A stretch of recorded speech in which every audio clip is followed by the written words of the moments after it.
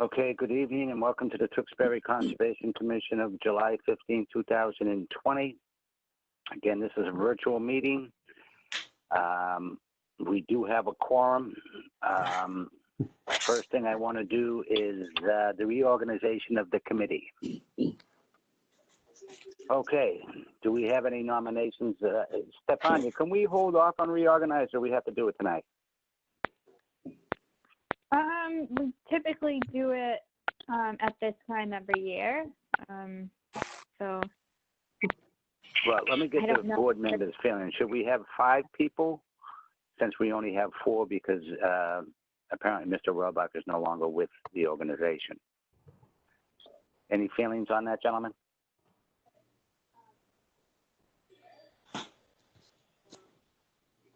Hello? Yeah, whatever you think, Pat. I would prefer to hold off until we had a 5th person. Mr. Ronan, how do you feel? Yeah, I think that's a good idea. Mr. McMullen? It's fine with me. Okay, so we'll continue the reorganization until our next meeting. Hopefully we'll have another member. If not, we will definitely do the reorganization. All right, approval of minutes. I don't have any minutes in my packet, Stefania, so I was not able to review them. So does anybody? I can barely hear you. We didn't receive any minutes yet. Okay. All right. So let's move on to agenda. Well, actually, before we go on, we are going to have one continuance, and that's going to be the public hearing notice of intent, Kazazian Enterprises Incorporated, 2512 Main Street, map 94, lot 65, DEP number 3051111. That is to be continued to our next meeting, which is on what date, Stefania? August 12th.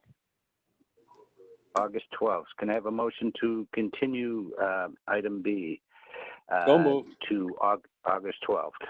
So moved. Do I have a second? Second. Okay, Mr. McMullen, how do you vote? Aye. Mr. Ronan, how do you vote? Aye. Mr. Sheehan, how do you vote? Aye. Sheehan? Aye. And chair votes aye as well. Okay, going back up the list, we're on item A. I'm trying to do this and log on at the same time. Notice of intent, Mark Ginsburg and Ani Martel, 325 Marshall Street, map 32, lot 3, DEP number 3051107.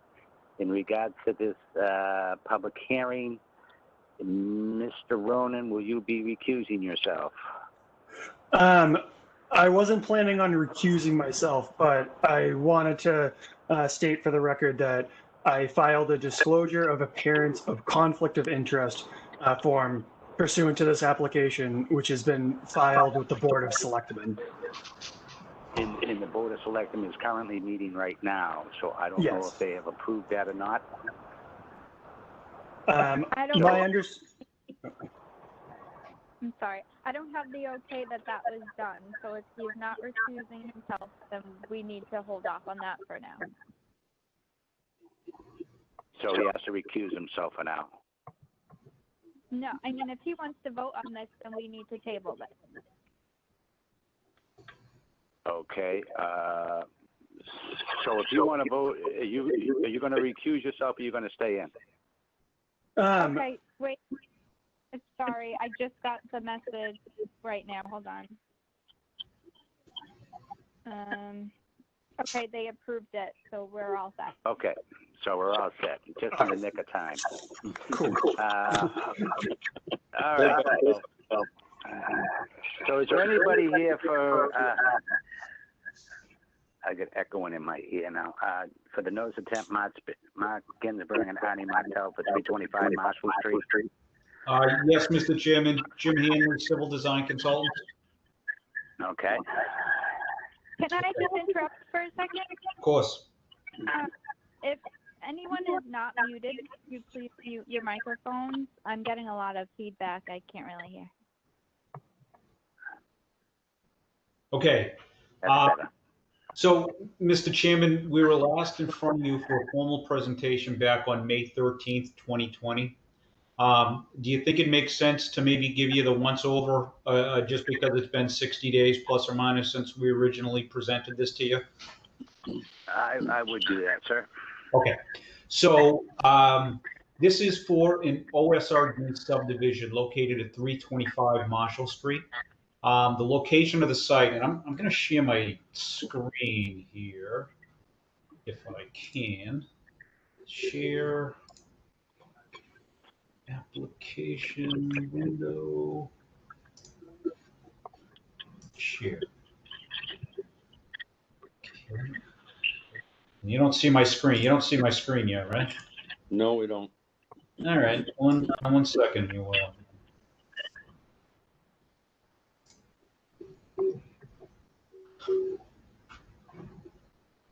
Anything? No? Yes? I see your, I see it. Okay. Okay. So this is my little presentation here, but essentially we're north of Whipple Street, south of Main Street, 55 acres. There's an existing single-family residence on the property. We got about 21 and a half acres of wetland, mostly around the perimeter of the property. Currently, the site is used for residential farming, equipment storage, and it's predominantly cleared already. So this is in the form of an open space residential subdivision. We actually closed the hearing and received the planning board's approval on Monday night. We're obviously in front of you for a notice of intent. So the proposal is 38 additional lots. Each of those lots is plus or minus 12,500 square feet. Frontage of plus or minus 100 feet on each lot. The units themselves, or the houses themselves, will all be designed for 4-bedroom, 2,800 square feet plus or minus. We've got about 3,136 feet of roadway, 24 feet wide, 5-foot sidewalks, 40-foot right of way in the project, or the let's see, the roadway will be built to town standards. So when we came in front of you last time, we had just initially received the engineering review letter.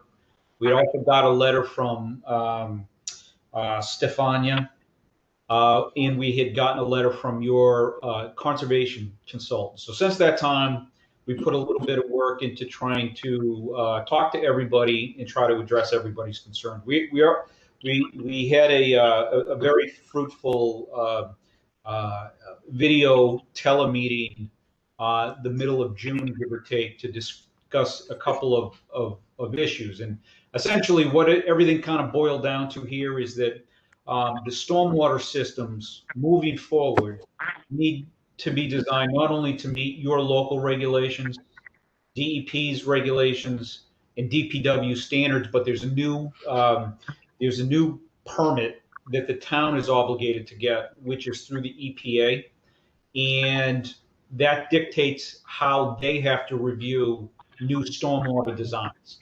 So we ended up going back and forth quite a bit with DPW just to make sure that we were able to not only address what we knew, but also kind of this additional standard. And at the end of the day, what it does is requires that the stormwater, before it goes off site, is treated to a higher standard. Essentially, that's what it is. So we had to make some minor modifications to our ponds in order to be able to make that work. So we had to go back and forth with DPW a couple of times to make that work. The other issue was exactly how we design and quantify the impacts associated with the roadway crossing. About 400 feet in from Marshall Street here, we have a crossing, which is essentially a bottomless concrete box culvert. DEP has stream crossing standards, and because it goes over an intermittent stream, we had to address those. So Bill Manuel with wetland preservation was really good, kind of providing some guidance and direction on that. So over the last week or so, and actually your consultant gave us his review letter maybe a month ago, give or take, which I believe the conclusion essentially is the revised plans set dated, yada, yada, has addressed my comments and concerns from my original review letter. So I believe we have your consultant addressed. We also got review letters from Stefania, in which she summarized what conditions she feels are appropriate, and what additional adjustments were needed when she wrote this back in, I think the first one was,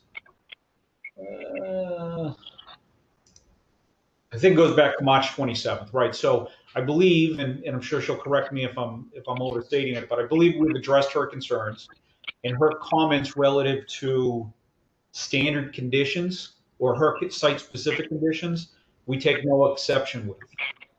Finally, we did receive a review letter from the Department of Public Works Thursday of last week. And in that, he has essentially there's the last two comments are basically what additional permits we need, and just confirming that this pump station has capacity. And then the first three comments really are some timing on what needs to be done in order to start construction. So at the end of the day, we don't take any exception with any of the stuff that's in the DPW's review letter. I guess the last piece would be the Mass DEP. So originally DEP had a couple of minor comments relative to the project. We have addressed those in writing. All of our correspondence has gone directly up to DEP, and we've responded and complied with that. So I think at this point we've addressed your consultant. We agree with Stefania's standards. DPW's comments we take no exception with, and we've addressed DEP's comments. So I believe we're in front of you tonight, basically with a cleaned up, tight package that we hope to ask you to close the hearing and consider an approval.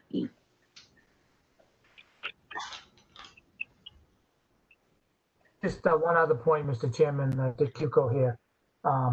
The disposition of the open space is going to be to a homeowners association that was set up and approved by the planning board, subject to the final town council review. Thank you. So with that being said, if you have any questions, we will certainly try to answer them.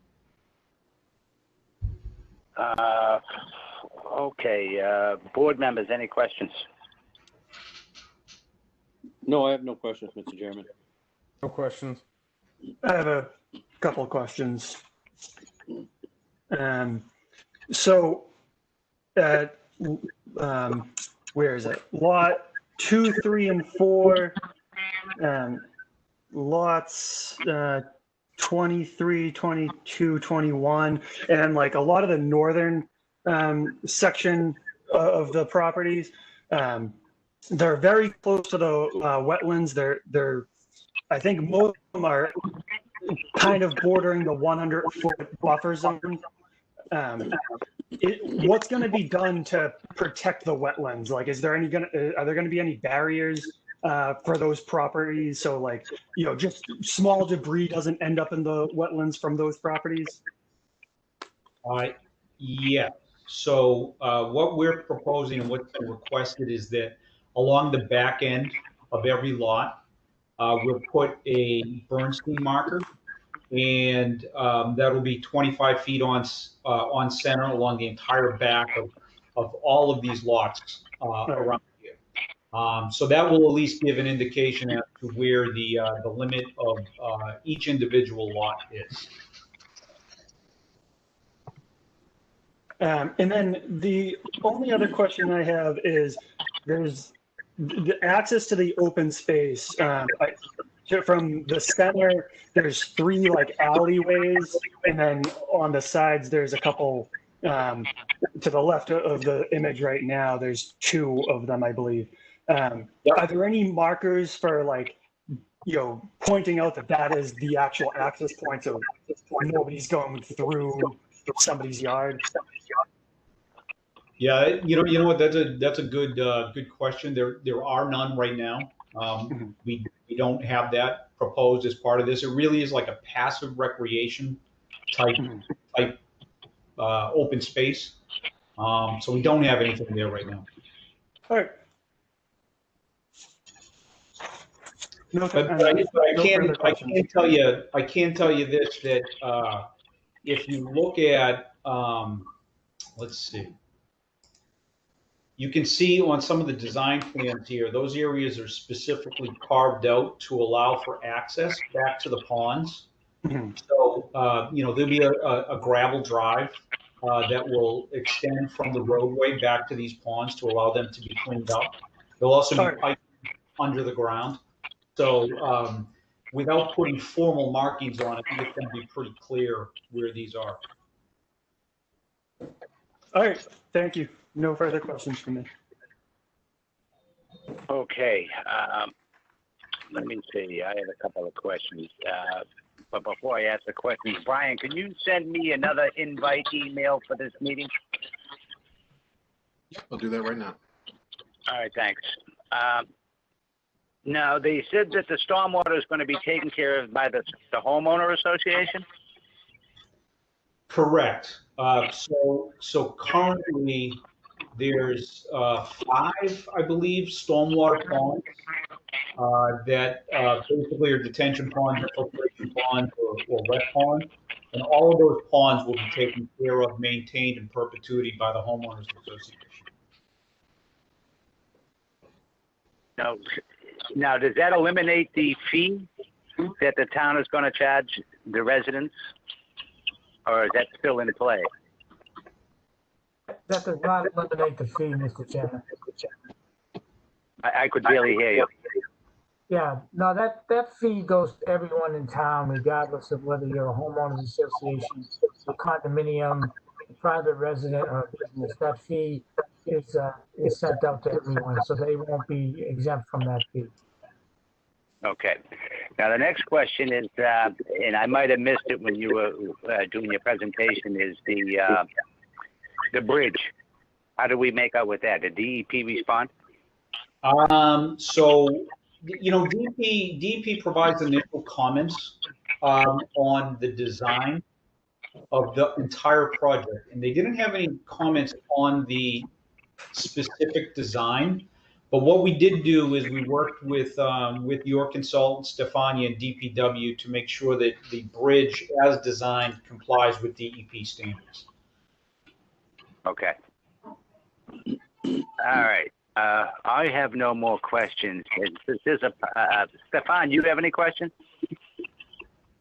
I just have a follow-up question about the open space access. I was just wondering, where it's a homeowners association, are residents in the town allowed to access, or is it just for the lots in this subdivision? I know I'll get the question from residents, so I just want to be prepared. Mark Ginsburg. So look, I'm not sure, the lawyer's been going back and forth on this thing here, and it's going to be owned by the homeowners association. I think this is probably one of the first properties being owned, privately owned. I'm not sure what the legal ramifications are of having anybody from the outside of the property owners that are going to own it, to allow other people to use it. So I guess that's the question. I don't mind myself. I guess I just got to ask the question to the lawyers to see if for liability reasons there, can we do other homeowner associations that own open space allow people from outside their property, their community, their subdivision, to use that open space? Okay. The only other comment I want to say is that I just want to make sure if a decision is made that my conditions make it into the order of conditions. That's all I have. Okay. This is a public hearing. Is there anybody on the line, Brian? There's no calls, Mr. Chair, but if you give it maybe 30 seconds just for the stream to catch up, that would be good. And if I could just Okay. remind everyone, if you're not speaking, you can mute your microphone. That will reduce a lot of the feedback. Because I'm still trying to get on here. I didn't get you. Something's wrong with my email. So. I'm going to try sending it again.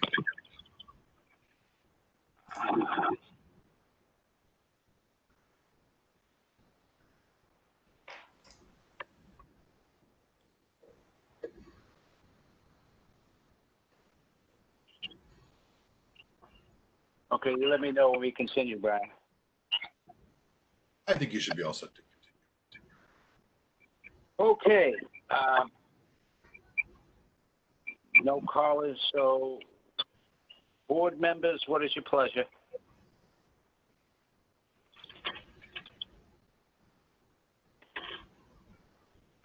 Okay, then all right. I hear nothing, so I'm going to make a motion to approve the notice of intent for Mark Ginsburg and Ani Martell, 325 Marshall Street, map 32, lot 3, DEP 3051107, with a standard order of conditions. Mr. Chair, I'm sorry to interrupt. We do actually have a caller. Is it too late to have them come in? No, we haven't closed the public hearing yet, so Okay, hold on 1 second. go ahead. Caller, you can go ahead when you're ready. Hi, this is Elizabeth Peters, 15 Catherwood Road. We just down here at the end of Catherwood Street there's a lot of water still back here. We just want to put in that concern that we've had from the beginning, that this large building up here is going to, somehow push the water downhill here, and we just wanted to make sure that that's on record, that we don't have water in our basements now, and we don't want to get water. So that's our concern because of this culvert thing back here. And the water comes from all the way in the wetlands down here.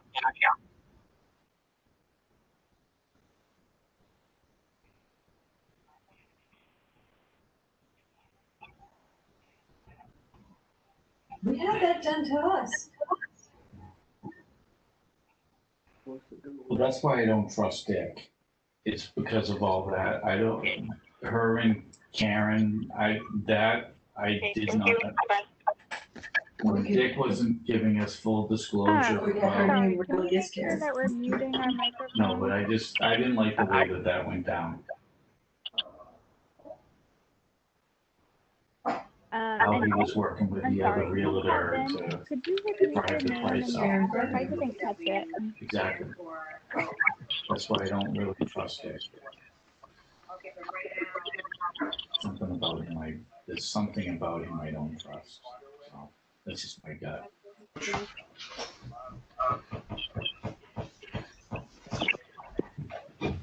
Okay, I'm having trouble hearing people. Come. It used to be something that would see in the trash. Cosmo.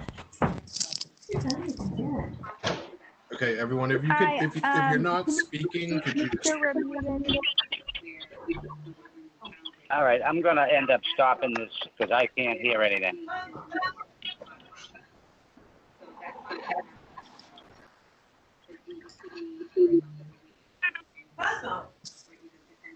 All right, Brian. In the shower. You can cut that line off because I can't understand the word they're saying. They can call back in a minute. So again, everyone, if you're not speaking,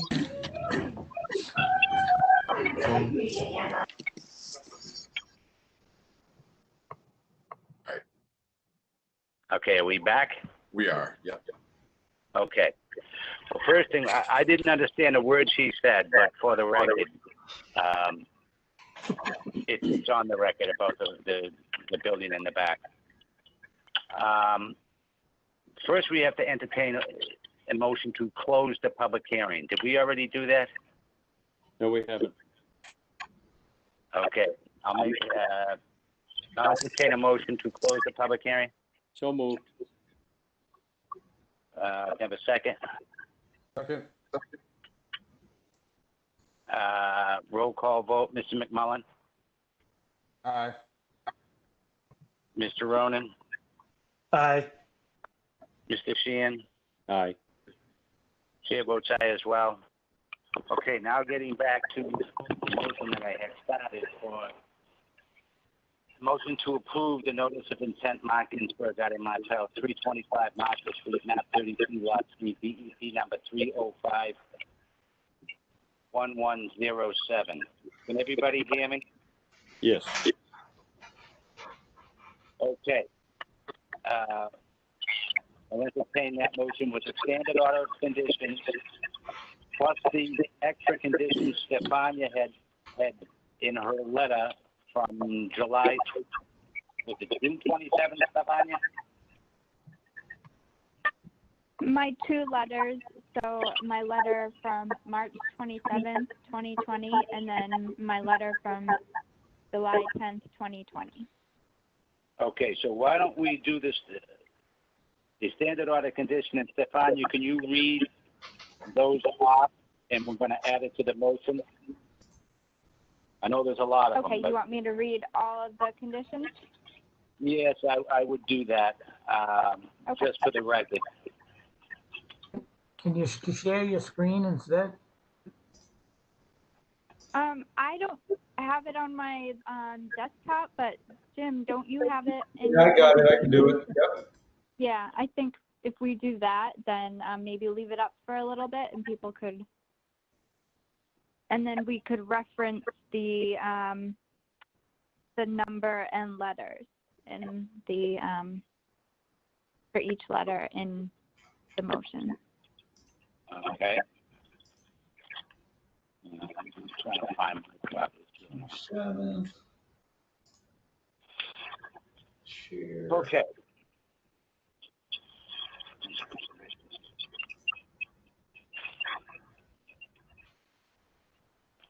Something keeps squeaking and I can barely hear anybody.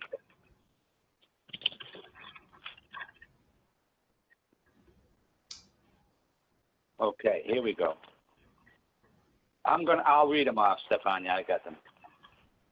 Okay. Make a motion to approve 325 Marshall Street, Ani Martel and Mark Ginsburg, DEP number 305-1107, to include the standard order of conditions and also to include the applicant shall retain a wetland scientist who will serve as a project environmental monitor. This person shall be competent in wetland ecology and soil science and have experience in wetland replication, restoration, as well as stream crossing projects. The EM shall be responsible for overseeing all activities related to the stream crossing, including but not limited to work for the restoration and replication areas. C, the EM shall monitor replication and restoration areas for 2 years of full continuous growing season with a written report submitted annually to the Conservation Commission by October 31st of each year. D, a detailed construction schedule shall be submitted to the Conservation Organization prior to the start of work. E, the contractor shall provide the Conservation Commission and its agents with a crossing plan that details how the work will be isolated during the installation of the culvert and the location of any BMPs, i.e. sandbags, berms, bumps, rounds, energy stations, and devices.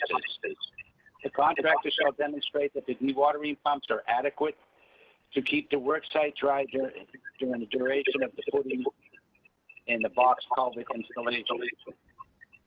The design engineer must provide site-specific design for size and volume of dewatering discharge BMP based on the projected discharge volume of water at the time of the construction.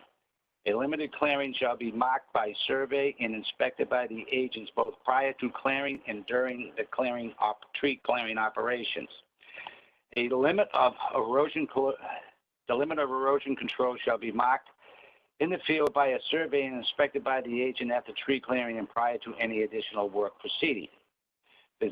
J, the design engineer, SWPPP monitored, shall provide monthly written updates to the conservation agent detailing the stage of work and any corrective action and the like that are commonly documented in the weekly SWPPP report. Is there anything else to add to that, Stefania? Hello? Hi, can you hear me? Yeah. The other condition from my letter dated July 10th, 2020, which says the disturbed wetland area at wetland flags B56A, B, C, D, E, and B57 shall be cleaned and restored by hand. No machinery shall be used to remove debris from the wetlands. Restored areas shall be seeded with the New England wetland seed mix upon removal of the debris. And that's it. Okay, we're adding that to the motion too. Okay, the motion has been presented. Gentlemen, do I have a motion to approve? So moved. Have a second? Have a second? Second. Okay, Mr. Sheehan, how do you vote? Mr. Sheehan?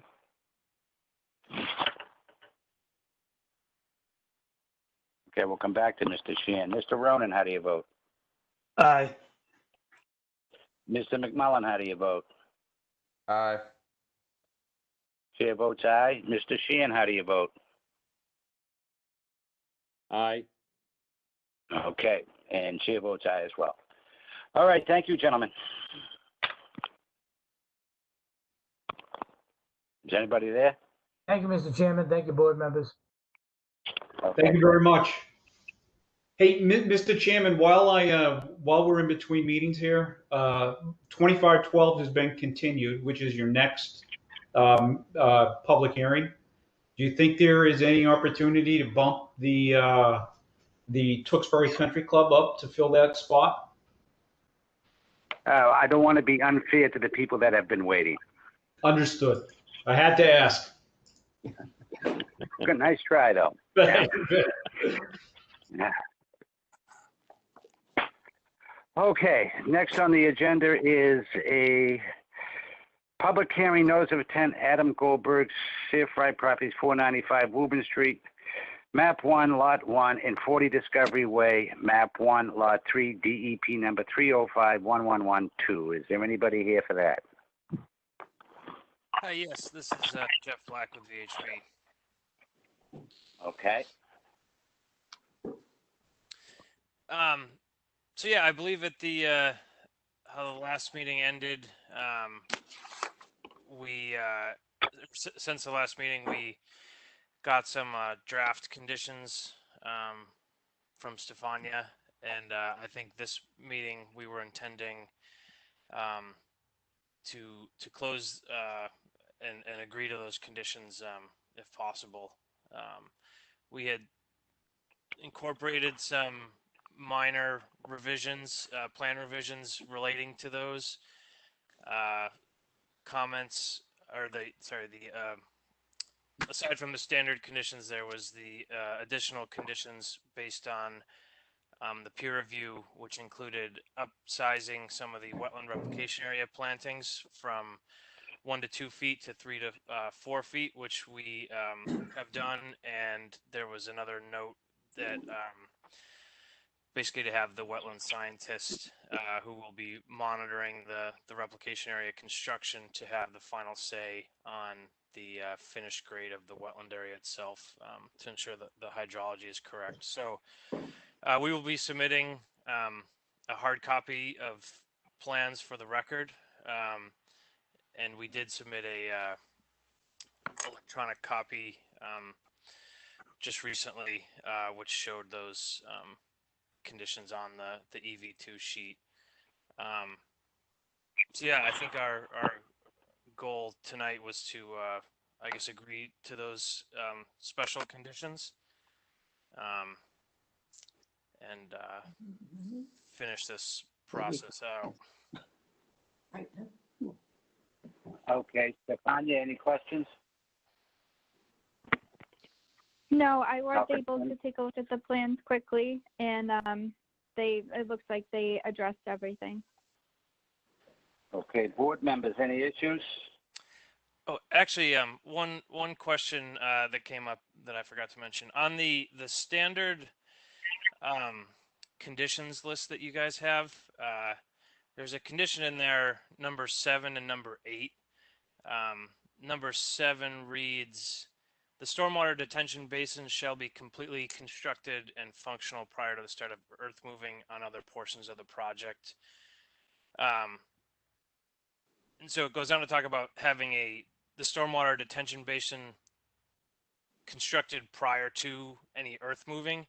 I think how this project is going to have to go forward, in the construction sequencing, that it's not really feasible for us to have the final stormwater systems in place prior to earth moving. There's going to be a lot of earthwork happening, so we fully intend to have the SWIP plan in place and have temporary sedimentation and basins to handle the runoff during the construction process.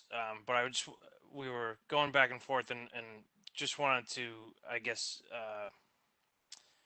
make sure the intent of that was that we can use temporary sedimentation basins to handle runoff prior to the construction of the large storm trap systems and other subsurface detention that we're going to be using as the final stormwater management. Okay. Stefania, any concerns with it 7 and 8? Correct. Yeah, it was 7 no, and 8. so that's just our standard order of conditions. I mean, if we don't want to include that just to avoid any issues during work, then that might be a good idea. But I mean, we would just want to make sure that they do definitely have the temporary stormwater structures up, just so stormwater is still being handled during the work. Mm-hmm. Okay, board members, any questions? No question, Mr. Chairman. No questions, Mr. Chairman. No questions. Okay, and Chair has no questions. So this is a public hearing. Brian, is there anybody on the line? No call yet. Let's give it about 30 seconds. Okay.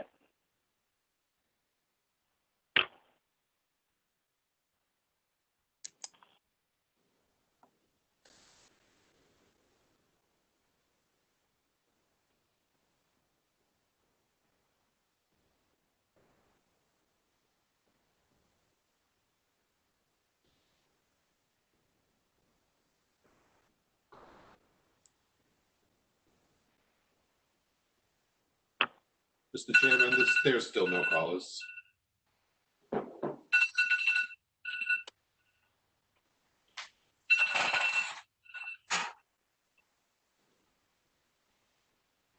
stream should be all caught up. Okay. All right.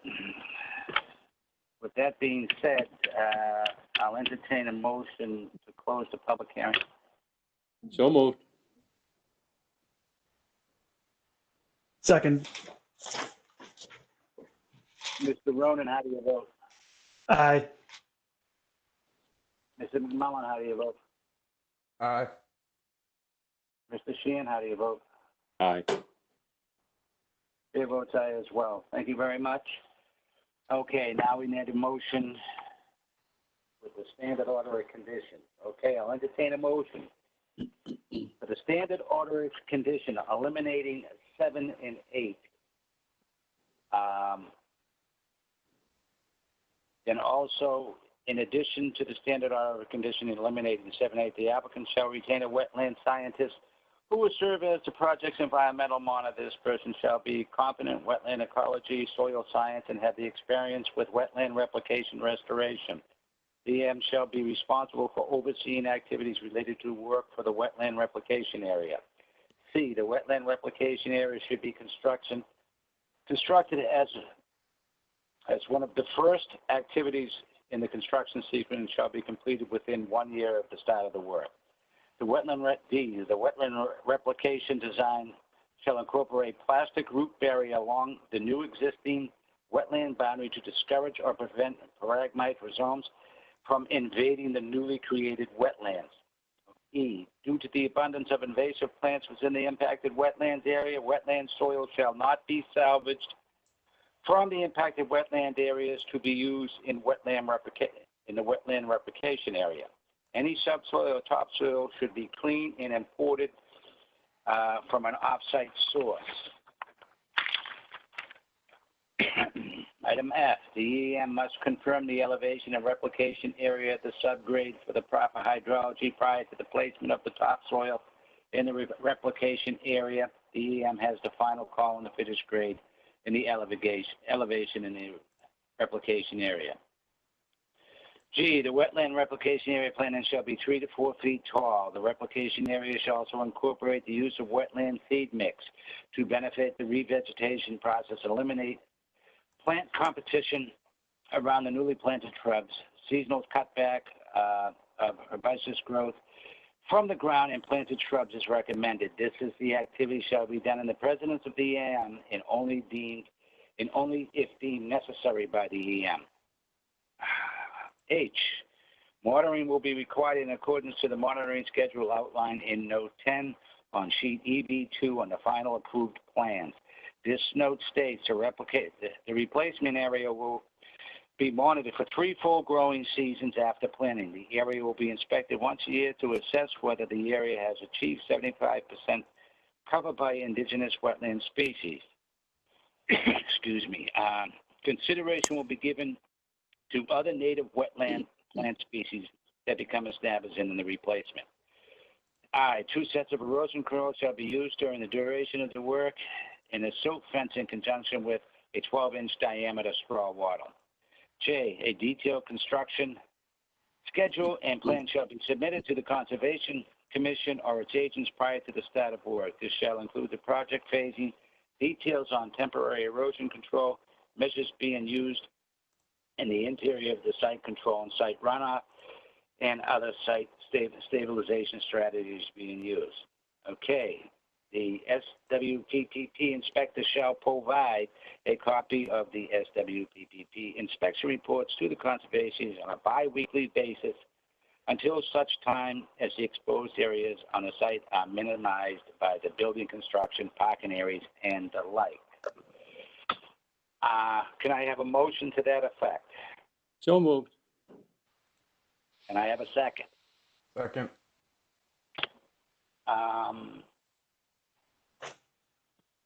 Mr. Ronan, how do you vote?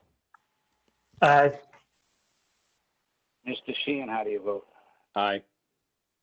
Mr. McMullen, how do you vote? Aye. Chair votes aye as well. Thank you very much, sir. Thank you all. Have a good night. You too. Okay. Okay, we're on to item D, right?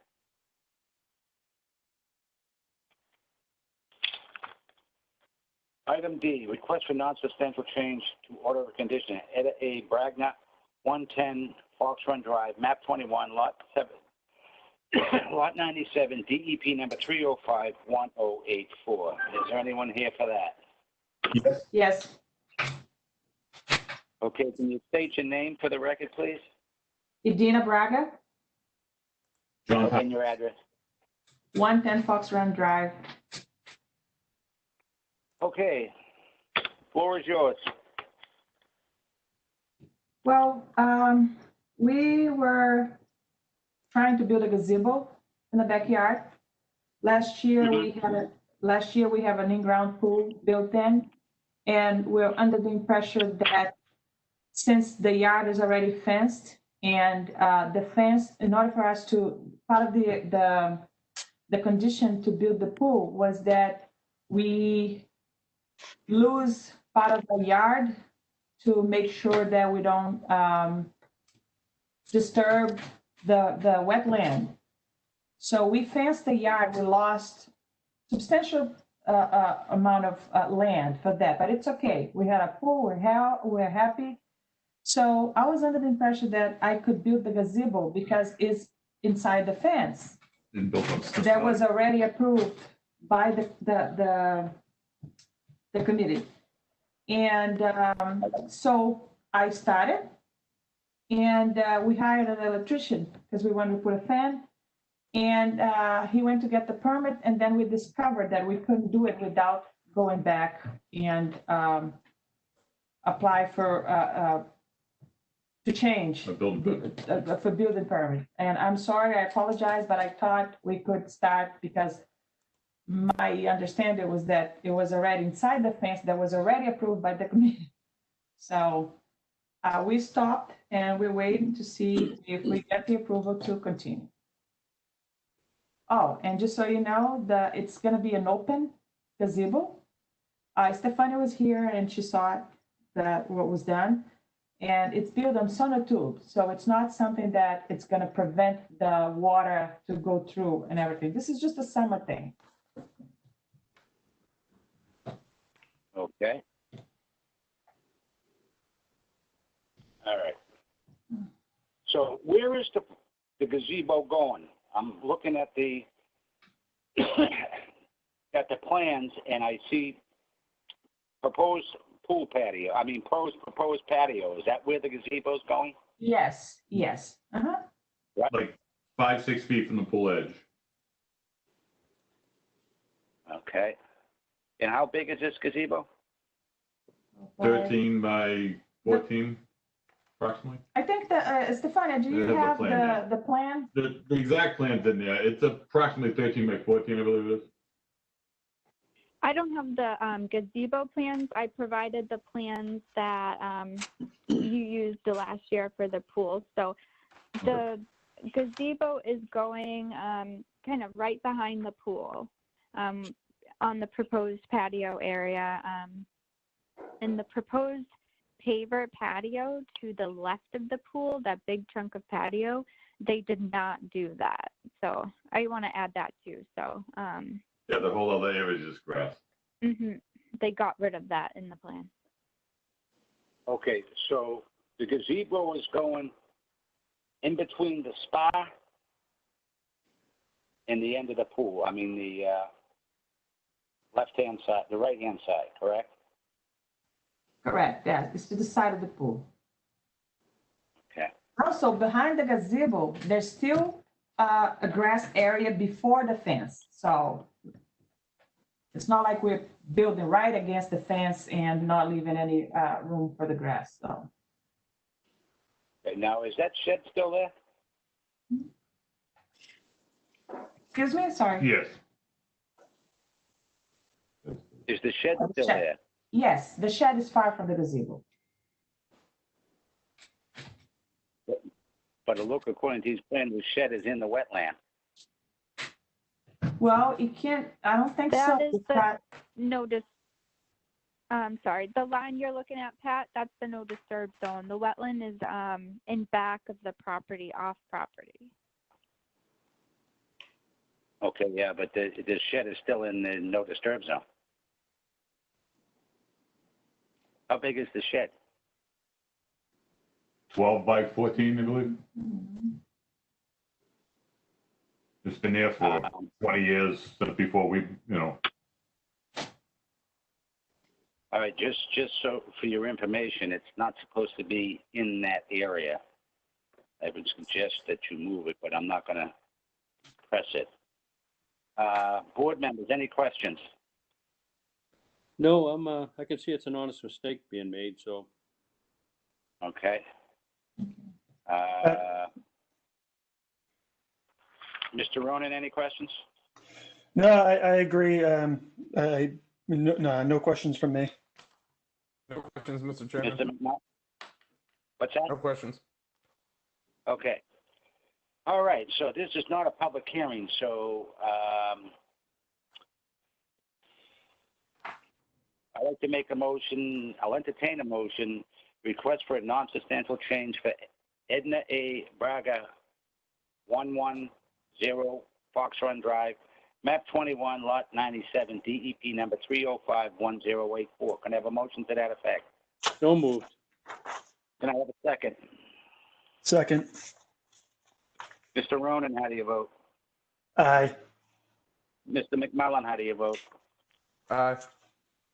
Mr. Sheehan, how do you vote? Aye. Chair votes aye as well. Thank you very much.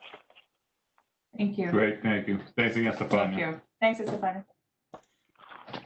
Okay. All right. Next on the agenda is item E, request for extension of permit for order of conditions, Group 1 Realty Incorporated. 464 to 468 Main Street, map 22, lot 71 and 117, DEP 3051027. Is there anyone here for that?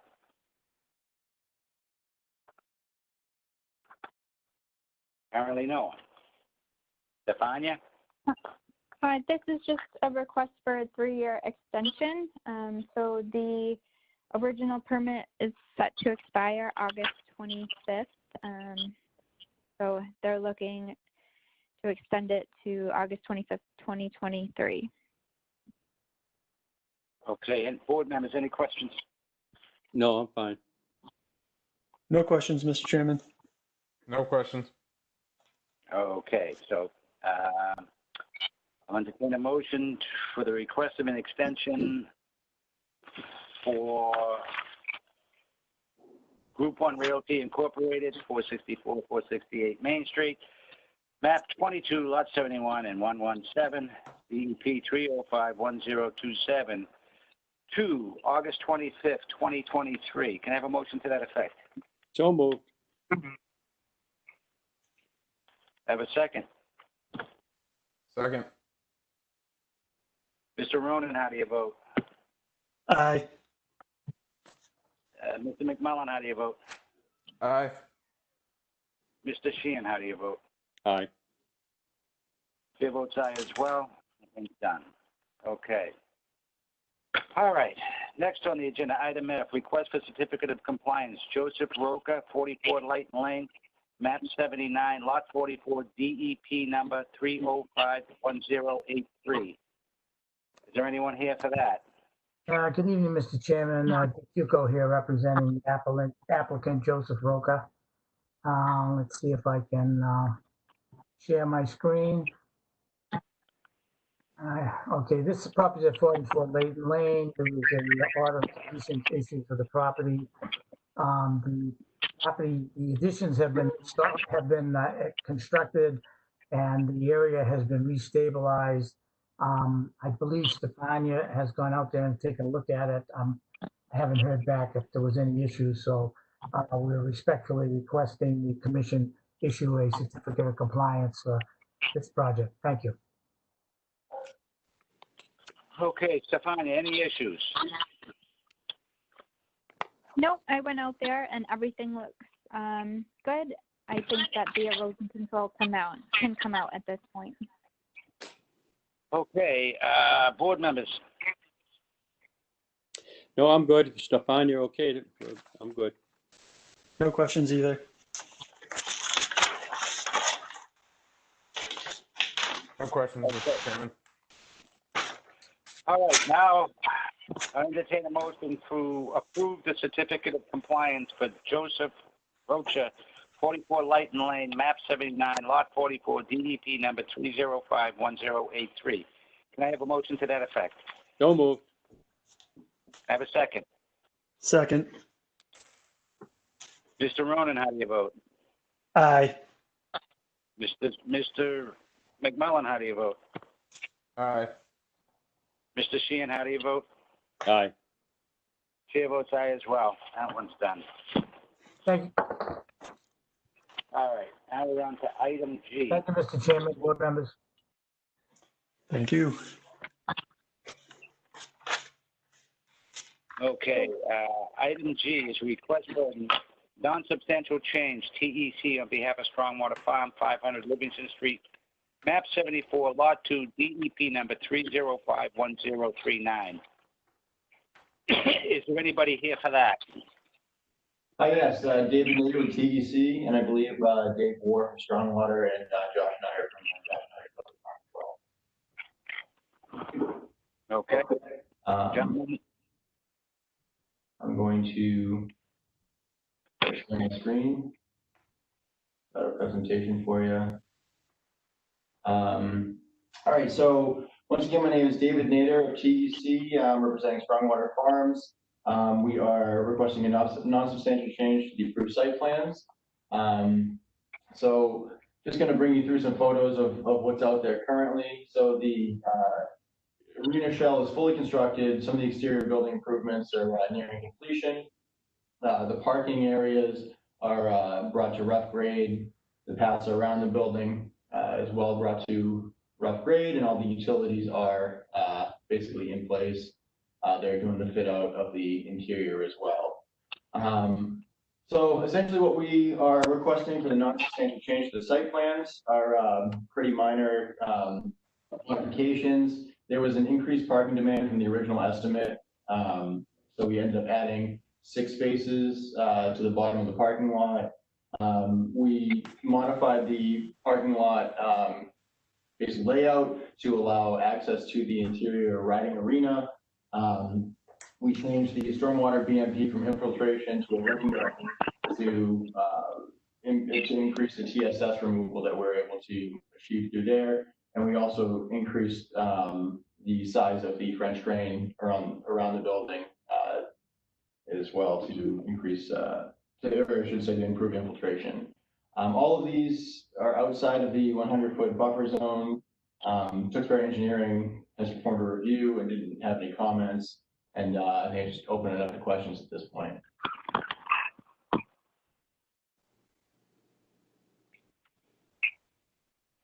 Okay. Board members, any questions? No, I'm good. It looks like quite a project. No questions. No questions, Mr. Chairman. Okay. Stefania, any issues? No issues. Okay. All right. I have no issues with this. All right. I'm going to entertain a motion for the approval of the request for a non-substantial change TEC on behalf of Strongwater Farm, 500 Livingston Street, map 74, lot 2, DEP number 3051039. Have a motion to that effect. So moved. Have a second. Second. Mr. Roman, how do you vote? Aye. Mr. McMullen, how do you vote? Aye. Mr. Sheehan, how do you vote? Aye. Chair votes aye as well. Thank you.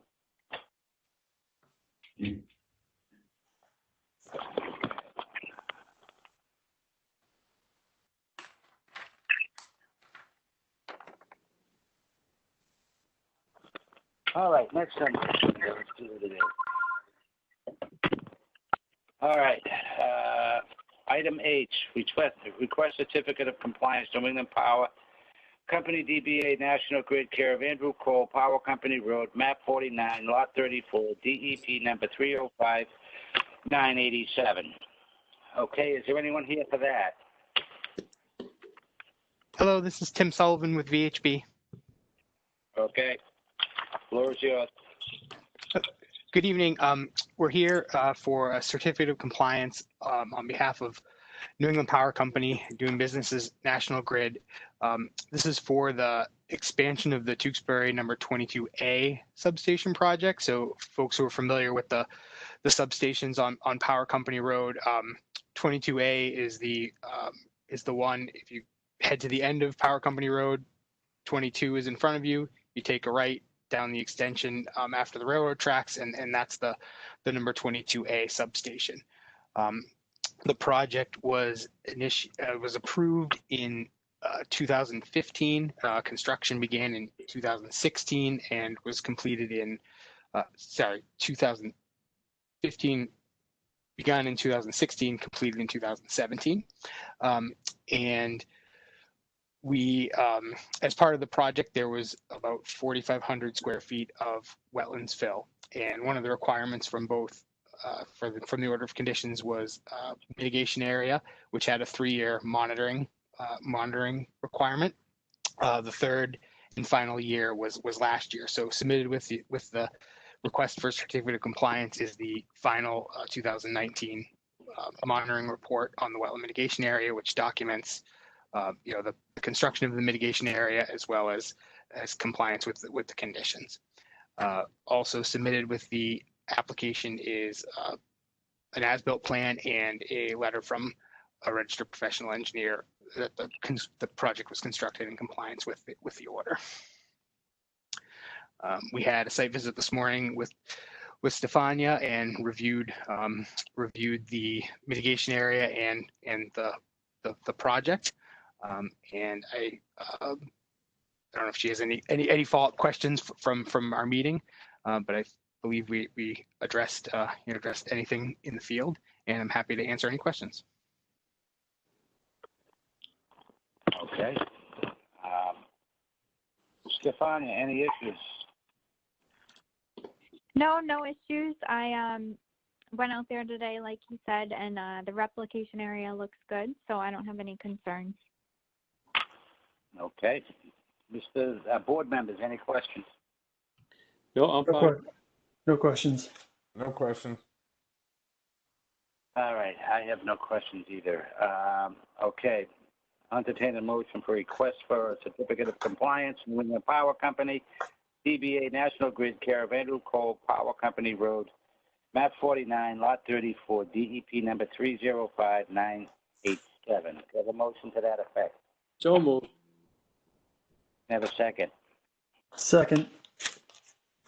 Mr. Ronan, how do you vote? Aye. Mr. McMullen, how do you vote? Mr. McMullen? Aye. Mr. Sheehan? Aye. Chair votes aye as well. Thank you very much. Thank you. Next is item I, request for determination of applicability. I'm gonna mess this up. I'm sure I am. Quirino Pasella, 162 Ferncraft Road, map 31, lot 38. Anyone here for that? Yes, Mr. Chairman, Garino Pacella and Kenga Pacella, 162 Ferncroft Road. Okay, was I close on the name pronouncement? I've heard much worse. That was close. Yeah. Okay, the floor is yours, sir. Thank you once again. My wife and I are seeking a request for determination of applicability to install an addition and replace the existing decking off the back of our house. We've lived at this location for 17 years. My wife is a lifelong resident of Tewksbury. About 10 years ago, we built an in-ground pool further from the back of our house. We went through this process at that time, and it was determined that a notice of intent was not required, and just seeking permission today to move forward with our project. Okay. Stefania, any issues? No issues. The spot of the proposed addition is pretty far from the wetlands, so it's at like the outer edge of the buffer zone. So I don't have any concerns. Okay. Are they in the realm of having to get a notice of intent? No, I don't believe so. Okay, that way we won't have to talk to them again. Not that we don't like you, but board members, any questions? No questions, Mr. Chairman. No questions. No questions. All right. And I have no questions. Everything looks up in order. So you can continue what you're doing, and we're going to go with this plan, right, Stefania? Yeah. Okay. And that plan was the one that was submitted on, is there a date on there somewhere?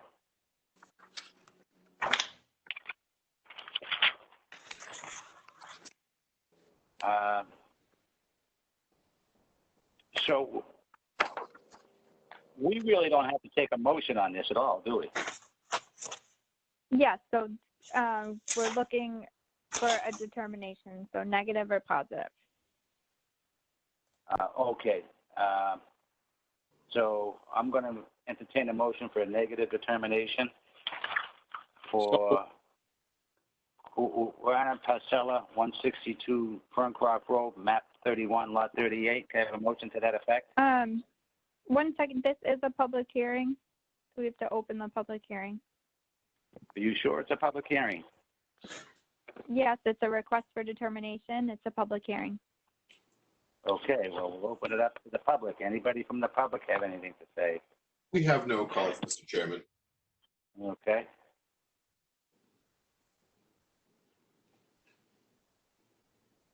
All right. Can I have a motion to close the public hearing? So moved. Have a second. Second. Mr. Ronan, how do you vote? Aye. Mr. Sheehan, how do you vote? Aye. Mr. McMullen, how do you vote? Aye. Chair votes aye as well. Now, I'll entertain a motion for a negative determination for Corino Parcella, 162 Ferncroft Road, map 31, lot 38. Have a motion to that effect. So moved. Have a second. Second. Okay, Mr. Ronan, how do you vote? Aye. Mr. McMullen, how do you vote? Aye. Chair votes aye as well. Mr. Sheehan, how do you vote? Aye. Okay. All right, thank you very much. Thank you very much. Have a good night. You too. Okay, it's another public hearing.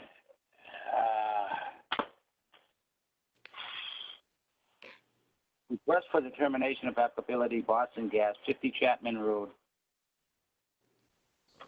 map 18, lot 102. Is there anyone here for that? Yes, good evening, Mr. Chair. My name is Shona Patasteas. I'm with BHB, and I'm representing Boston Gas Company. I'll share my screen if you don't mind. Right ahead. Okay. You see the presentation? Yes. Okay, great. So Boston Gas Company is proposing the Lowell Area Gas Modernization Project. It's a larger project that affects the towns of Lowell, Chelmsford, and Tewksbury. Most of the work is actually up in the Lowell area. What the project is to install or to enable an existing pipeline that goes from the Tewksbury Take Station off of 50 Chapman Road up into the Lowell area, where there's kind of two laterals that feed two different gate stations up in the Lowell area, and to make that existing pipeline pigable. So a pig is an inline inspection device. You insert it, it's either a cleaning tool or an inspection tool inside the pipeline from one end, and you send it through with the flow of the product through to the other end, and it gives you an awful lot of information about the pipeline that you don't get as much from kind of external inspections from the outside. In order to upgrade this existing pipeline to do this, within the town of Tewksbury, we'd be looking at installing a pig launcher. So a pig launcher is an above ground infrastructure. You can see that in the top picture. It essentially looks like a piece of a pipeline coming up out of the ground. The bottom picture shows an example of a tool being loaded into a launcher where it'll be kind of sent through the stream of the product. Where this is on the map, we are within the outer 50 feet of the 100-foot buffer zone. So this is the take station off of 50 Chapman Road. There are 3 wetlands on kind of adjacent to the site. Most of them are outside of the fence line. These 2 are forested wetlands associated with Long Pond.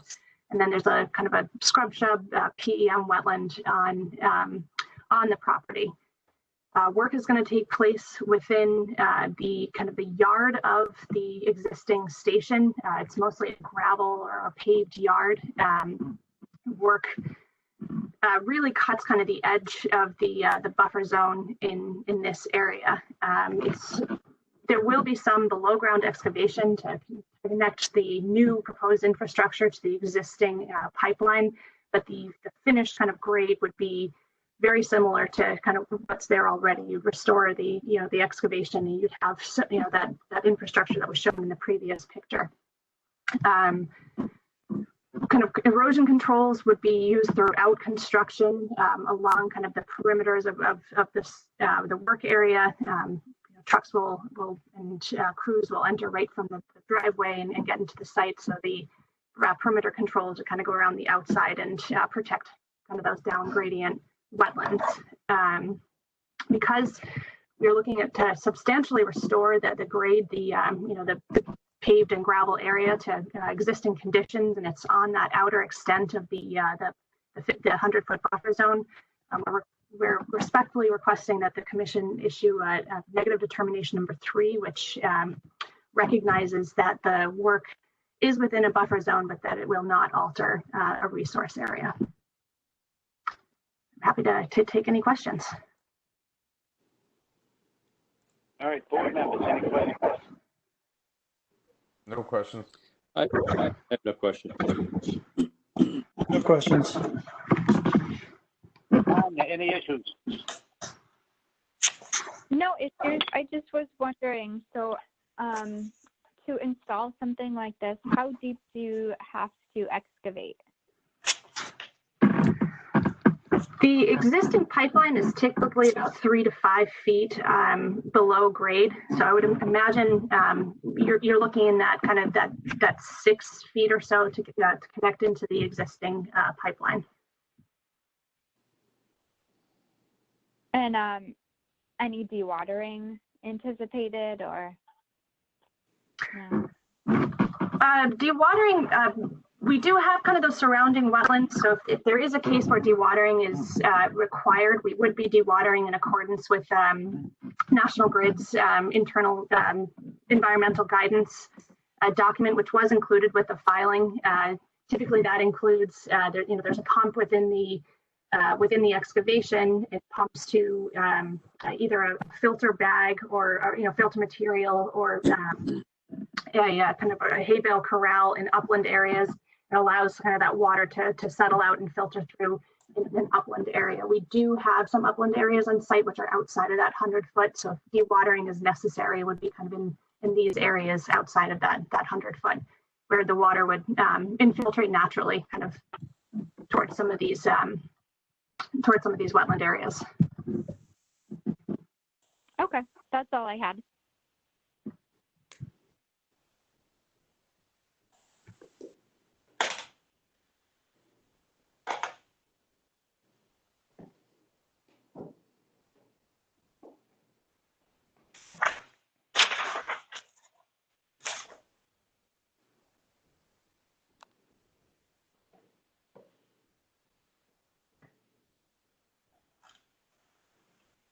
Pat, are you there? Yeah, I'm here. All right. Okay, so this is a public hearing. Would anybody like to speak?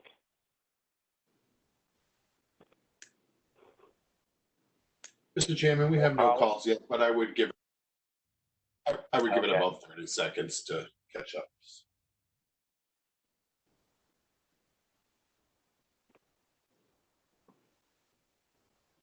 Karina and Claire. Karina and Claire. Okay, the stream's caught up. Okay. All right, I'll entertain a motion to close the public hearing. So moved. Have a second. Second. Mr. Ronan, how do you vote? Aye. Mr. McMillan, how do you vote? Aye. Mr. Sheehan, how do you vote? Aye. Chair votes aye as well. Thank you. Thank you very much. All right. Now we're on to request for determination of applicability, Tewksbury Country Club, 1880 Main Street, map 85, lot 45, UB03. Is there anyone here for that? I think you missed one, Mr. Chairman. Okay. Mr. Chairman? Yep.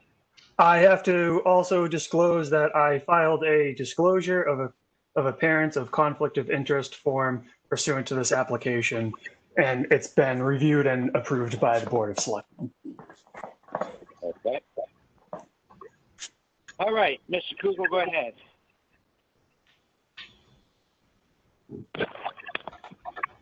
Jim, I think they skipped mine, so I wanted to do yours.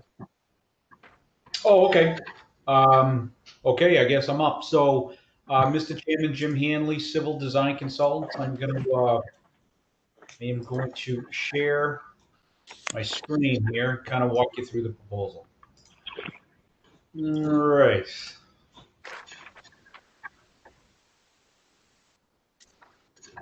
Okay, Tewksbury Country Club, Mark Ginsburg, 1880 Main Street. We're here in front of you for a request for determination of applicability for the construction of a plus or minus 2,000 square foot addition to the existing pro shop. So I'm sure you're all familiar with the site. It's off of Main Street and Livingston Street. Essentially houses the existing clubhouse, parking, and pro shop.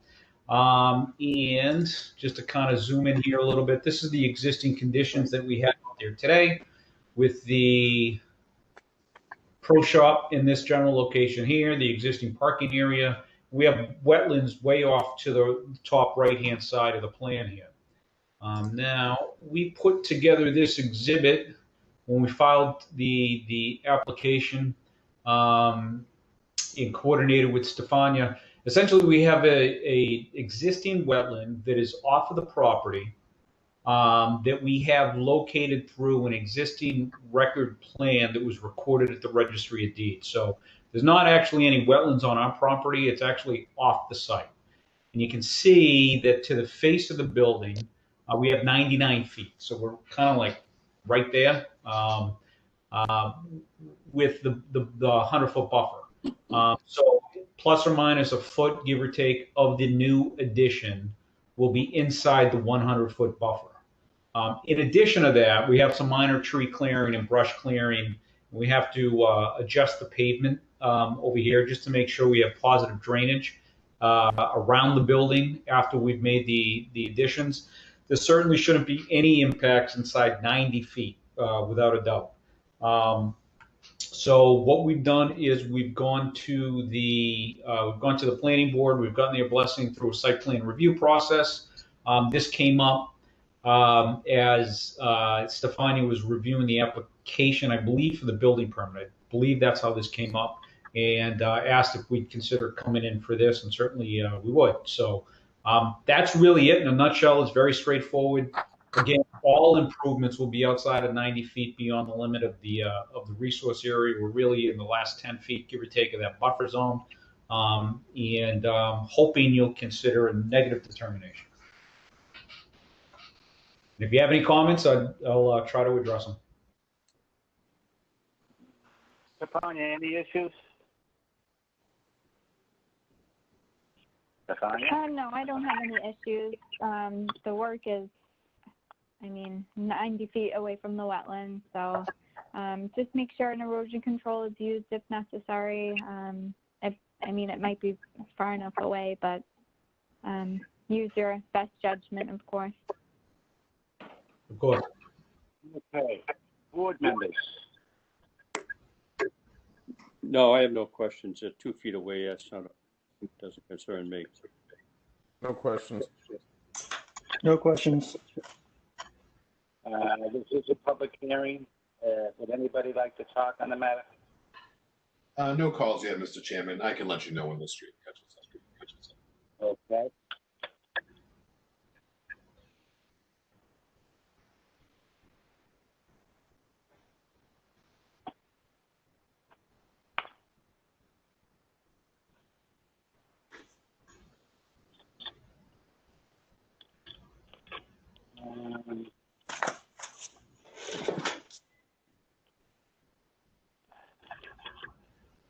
Still no callers, Mr. Chairman.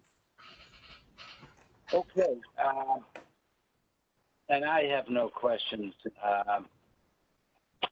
I'll entertain a motion to close the public hearing. So moved. Have a second. Second. Mr. Ronan, how do you vote? Aye. Mr. Sheehan, how do you vote? Aye. Mr. McMullen, how do you vote? Aye. Okay, chair votes aye as well. Now I would entertain a motion for a negative determination for Tewksbury Country Club, 1880 Main Street, Tewksbury, Mass. Map 85, Lot 41, UB03. So We have a motion to that effect. So moved. Have a second. Second. Mr. Ronan, how do you vote? Aye. Mr. Sheehan, how do you vote?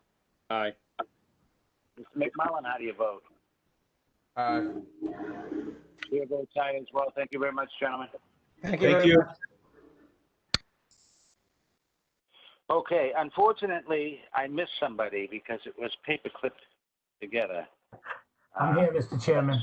Kind of skipped over somebody here. And I'm sorry for that. And it would be item K. It was notice of intent. Aaron and Kristen Serapian, 110 Fraser Lane, map 25, lot 82. And Stefania, did they get a DP number? Yes, we have it. It's 305-1114. Okay, DP number 305-1114. Is anybody here for that? Yes, Mr. Chairman, Dick Cuco here representing the applicant. The property here is located on Fraser Lane. It's, I hope you can see my screen. It's number 110 Fraser Lane. We have a resource area to the rear of the property, and the applicant is wishing to install a in-ground swimming pool. We're outside of the 25-foot no disturb zone. The pool and the patio is outside of the 50-foot no build zone. Let me just go to my other one so you can see it a little clearer. The home is constructed and the area has all been well stabilized. I believe Stefania went out there since the application. The applicant has put a fence up, and I think he stretched some strings out to show where the water is going. So if any one of you had gone out to look at the site, you would have seen that. So if they're pretty simple, and if you have any questions, I'd be happy to try and answer them. All right, let me see. Stefania, any issues? No, I don't have any issues. I went on site and I met the homeowners. So they assured me that all fill would be taken off site right away. So they'll have a truck there to take the fill out, and no fill would be coming in to increase the grades to meet the retaining wall. So it's really just going to be a rock wall in the back. They're not going to change the grades at all. Okay. Board members, any questions? No, I have no questions, Mr. Chairman. No questions. No questions either. Okay, I have none either. This is a public hearing. Anybody from public like to speak? We'll close it, Mr. Chairman. I can let you know when it's public.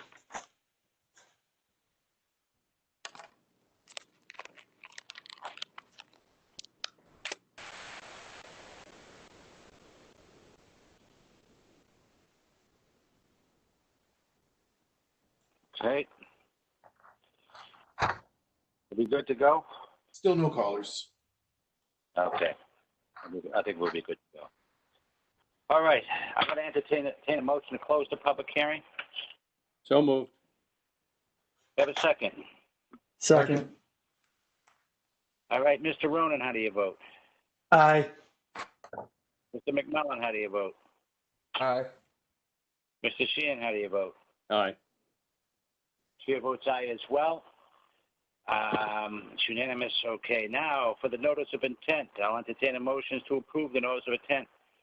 Haran and Christian Sarafian, 110 Fraser Lane, map 25, lot 82, DEP number 3051114. Can I have a motion to that effect? So moved. Have a second. Second. Mr. Ronan, how do you vote? Aye. Mr. McMullen, how do you vote? Aye. Mr. Sheehan, how do you vote? Aye. Chair votes aye as well. Thank you very much. Thank you, Mr. Chairman, board members. All right, we're on to item M now. Item M is notice of intent. Kelly Doherty on behalf of New England Power Company, J162, J162A, Transmission Line Road, map 9 to 14, lot 35, -4. All right, is there anyone here for that?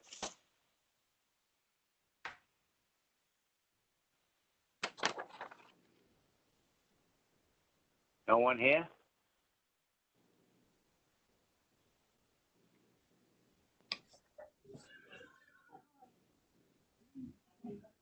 Is Andrew Cole still on the line?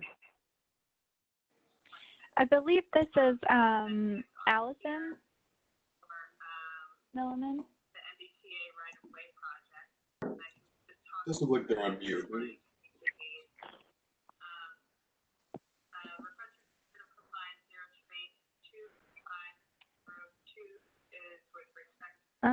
Maybe we should table it and come back. Yeah, it does look like she might be talking, but it's not coming through. Yeah, someone's talking. I can't understand what she's saying. Yeah, she's very low.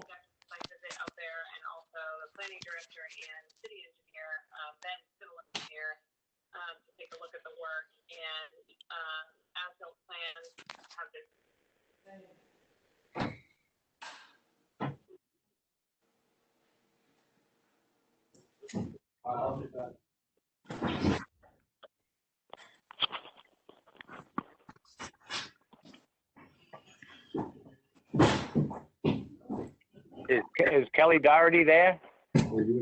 Hi, can you hear me? This is Allison Millman. I'm here for this this hearing. I just got kicked off WebEx. I apologize.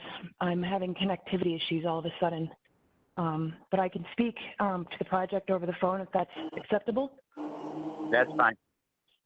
Okay, thank you.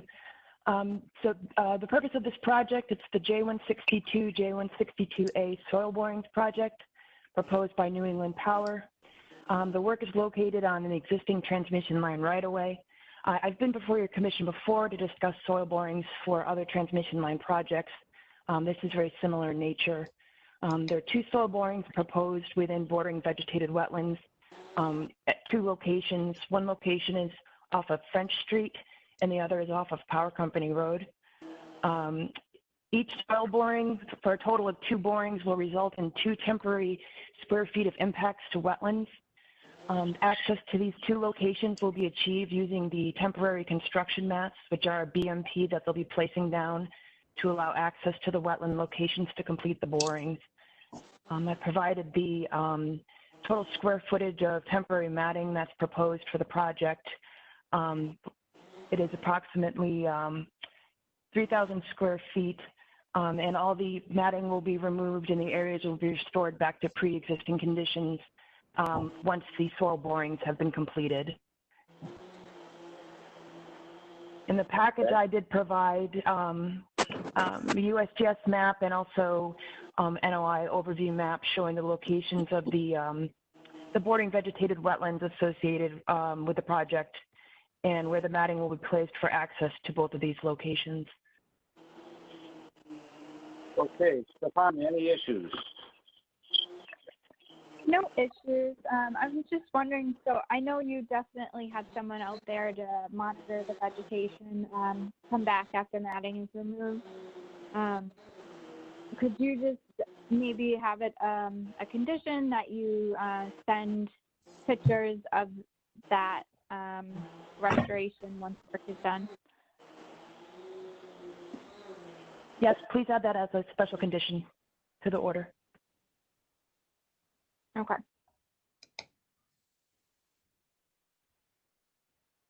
Okay. All right. Board members, any questions? I'm good. No No questions. questions, Mr. Chairman. All right. I have no questions either. That's pretty straightforward. All right, this is the public hearing. Would anybody like to speak on the matter? We have no callers, Mr. Chairman. Okay. Sounds like there's a race car going on here. All right. I'll entertain a motion to close the public hearing. So moved. Can I have a second? Second. Okay. Mr. Ronan, how do you vote? Aye. Mr. McMullen, how do you vote? Aye. Mr. Sheehan, how do you vote? Aye. Chair votes aye as well. Okay, now we need a motion to approve the notice of intent. Stefania, were you adding any additional criteria to the motion? Yes, there should be a special condition that photographs of the wetland restoration after the matting is removed is sent to the conservation agent after work. Okay, we're going to add that to the standard order of conditions. Can I have a motion to approve Kellyanne Doherty on behalf of New England Power Company J162, J162A transmission lines, row map 9-14, lot 35-4. Can I have a motion to that effect? So moved. I have a second. Second. Mr. Ronan, how do you vote? Aye. Mr. McMullen, how do you vote? Aye. Mr. Sheehan, how do you vote? Aye. Chair votes aye as well. Thank you. Thank you all. Have a nice evening. Okay. I'm gonna have to get a battery here.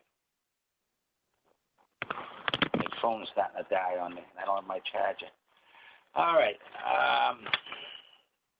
Item N is a public hearing. It is a notice of intent, James and Delahaye, on behalf of Pine and Whipple LLC, 181 Pine Street, Lot 2, Map 45, Lot 1. Is there anyone here for that? I am, Chairman. My name is Matt Hammer with Landplex Engineering and Surveying out of Lowell. Okay. The floor is yours. I guess just for, I was speaking with the conservation agent, Stefania Gallo, and just wanted to make sure that we're going to have a quorum for these three hearings. We do right now. Okay. Oh, yeah, wait a minute. We do have a quorum, but Mr. Ronan was. I am recusing myself from this here. Okay. We still have a quorum though, so he's recusing himself. Okay. Now the floor is yours. Okay, great. Thank you. For the record, I'm here representing Pine and Whipple LLC. We have three individual notice of intents, which are a part of a 4-lot open space residential development that we're currently permitting through the planning board, who is the jurisdictional authority on the development. Each individual lot at the end of the cul-de-sac, the three that we're talking about have buffers to the bordering vegetative wetland, which is to the north, which, as the commission may recall, was issued an abbreviated notice of resource area delineation order for the delineation of those wetlands, which was which was done last fall. Lot 2 is a proposed single-family dwelling. The plan shows a limit of work line, of which the erosion and sedimentation control line will be at the closest point 30 feet in the rear of the property.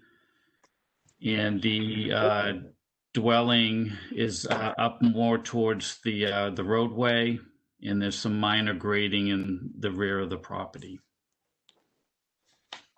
Okay, well, we're on, let me see, which one are we on? We're on, I thought we were on lot 3.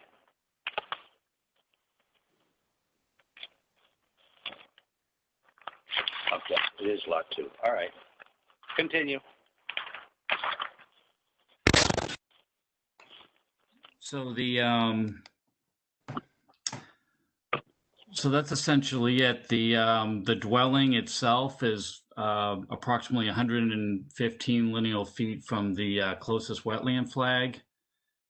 And as I said, there's grading in the rear that's in the 100-foot buffer, but the erosion and sedimentation control line at its closest point would be 30 feet from the buffer line in the rear.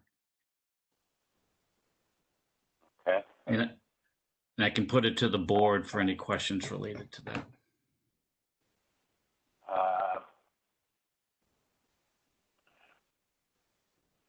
Stefania, any issues? I do have a question.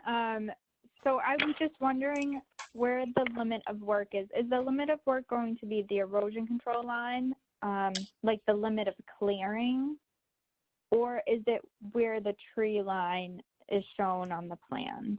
I'm just trying to get an idea if we're clearing up into 30 feet from the wetland, or if we're clearing kind of closer to the 100-foot buffer zone. The primary clearing is in that 100-foot, up towards the 100-foot buffer zone. We wanted to leave ourselves a little bit of leeway in case we needed to clean out some of the trees that may not have, might be dying or need to be cleared out in the rear. But the plan shows a tree clearing line on the plan. So is that your proposed limit of clearing, or is it going to be the proposed erosion control line? It's going to go to the because proposed.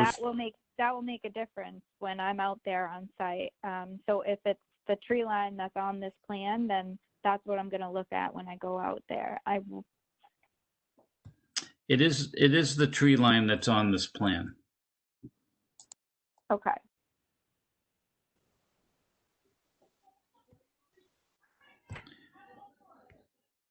Okay, so it's not the erosion control line, it's the tree line. That's correct. Mr. Chairman, Matt?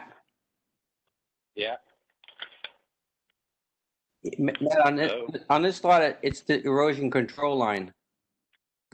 I might have misinterpreted to you, but we need backyards for these homes. Otherwise, they'll be back here and for these boards. So we're gonna go all the way out to the silt fence line. Here, the wattles. Okay, so limit of clearing is proposed to be at the erosion control line. I just want it to be clear. Okay. Okay, that was my mistake. I'm so sorry. Okay.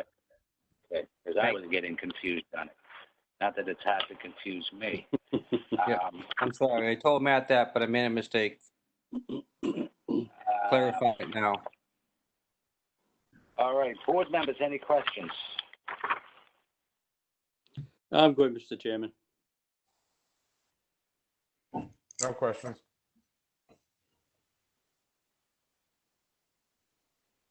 Mr. Rona, Mr. McMullen? No questions, Mr. Chairman. Okay. All right. This is a public hearing. Would anybody like to speak? We have no calls. Maybe give it about 30 seconds just to make sure. Okay.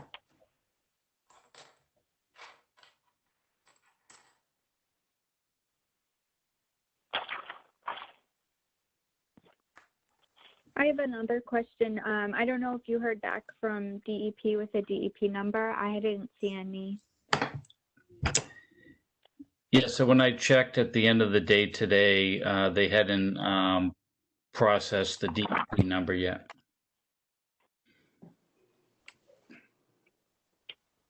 All right. I don't think we're going to have any callers. There's no and calls right now. There is no DEP number, so we can't do anything for you right now until we get the DEP number. So, with that being said, I'm going to continue it to the next meeting. Is that okay with you? Or would you like a different date? No, the next meeting would be great, Chairman. Okay. All right.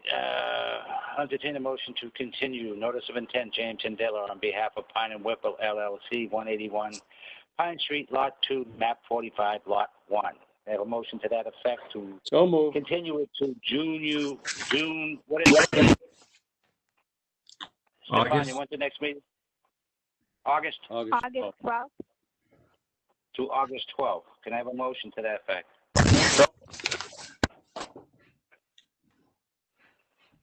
So moved, Mr. Chairman. Do we have a second? Second. All right. Mr. Ronan, how do you vote? I mean, Mr. Ronan's out. Mr. McMullen, how do you vote? Aye. Mr. Sheehan, how do you vote? Aye. Chair votes aye as well. Okay, let's move on to the next one, which is the same subdivision, I believe. All right. Item O, notice of intent, James Mandela, on behalf of Pine and Whipple LLC, 181 Pine Street, Lot 3, Map 41, Lot 1. And I'm assuming the same people. Can you introduce yourself for the record, please? Yeah, for the record, Matt Hammer, Lamplex Engineering and Surveying, Lowell. This is the, I'm also here acting on behalf of Pine and Whipple LLC.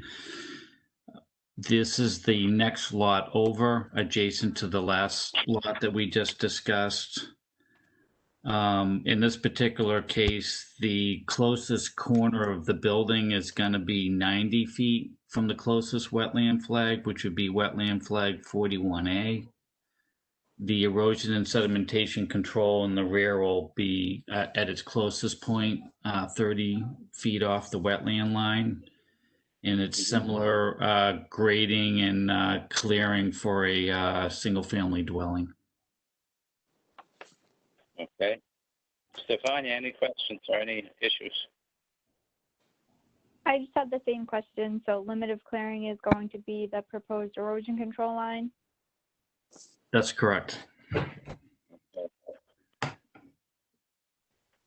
All right. Mr. Sheehan, any questions? No, I'm good. Mr. McMullen, any questions? No questions. I have no questions, so I'm going to entertain a motion to continue to the next meeting, which is August, what was it, 12th? Did we open the public hearing? Oh, yeah, I'm sorry. We got to open a public hearing. Anybody calling? There's no calls for this item. All right, we'll give it a minute.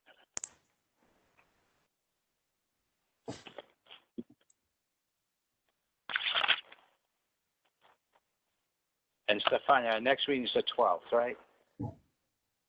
Correct. Okay.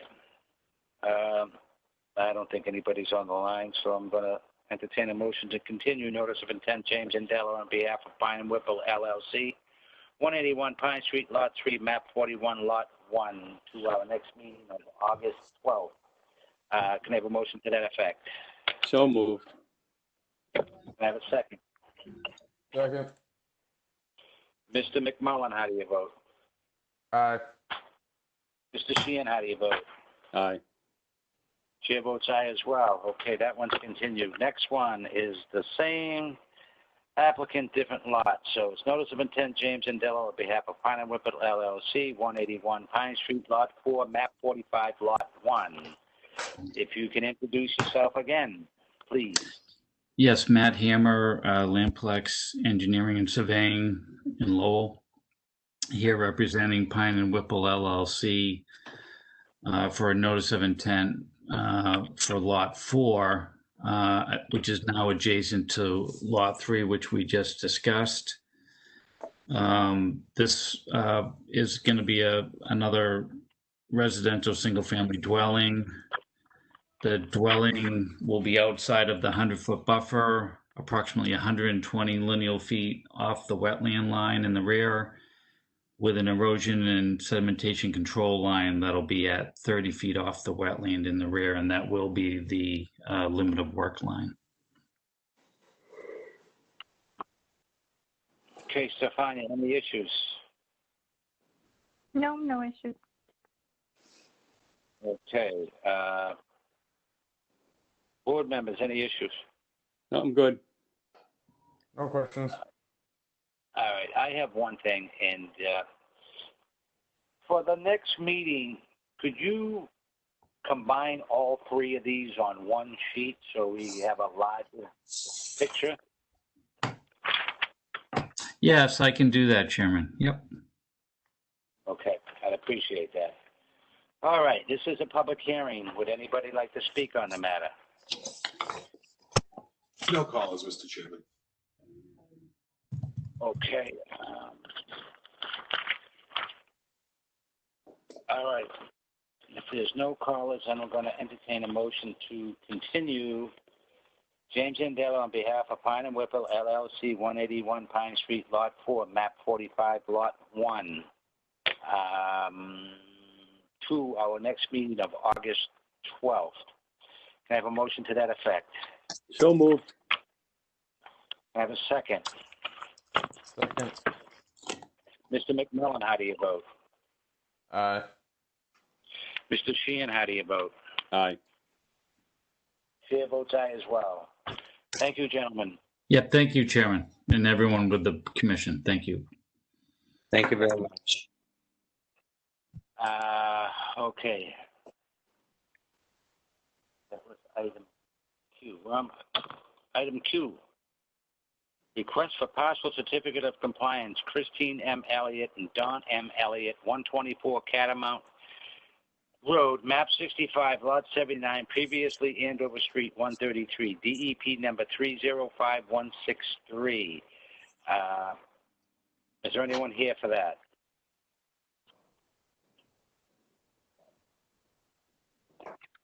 I don't think that they will be here for that one. But I Okay. Can I Do you get have the any summary? issues with it, Stephanie? No, so this is from a very old order of conditions from the 80s. So, I mean, this is one of those things where they came in for a larger project and now each individual lot has to come back for certificate of compliances because they never received one in the past. So I looked through our files. I can't find any plans or anything like that to go by. All I have is the old order of conditions. So, I mean, I can't speak to whether work was done in compliance. Hello. Hello? Hello? We're here. No, I don't. But yeah, so they're looking to just kind of get it off of their title. Yeah. Okay. I don't have any issues with it. Although there's no, it does have a plan. There's a date on that plan? So there's order a of date conditions. to the order of conditions, which is let's see, I can't find it. November 8th, Okay. 1985. How come I have July 17th, 1985? Order of conditions, nothing much. Let me see if there's another one in here. If you look at the first one that says Order of Condition, Massachusetts Wetland Protection Act, the very bottom says the public hearing was closed on July 17th, 1985. The notice of intent for this project was filed on May 28, 1985. And you're getting by certified mail. What date did you come up with? So I just looked at the date that it was signed. Oh, that's a different date. I'm just trying to submit the order of conditions along with the lot, so there's a reference in the future. I'll just use it when the day the public hearing was closed, because there's no date on this. So if you look at their request, and you could. I'm going to They use say they're looking for. Yeah. I don't know. I know you do it, but you have your conservation meeting tonight? Oh, okay. Okay, here's what we're going to do.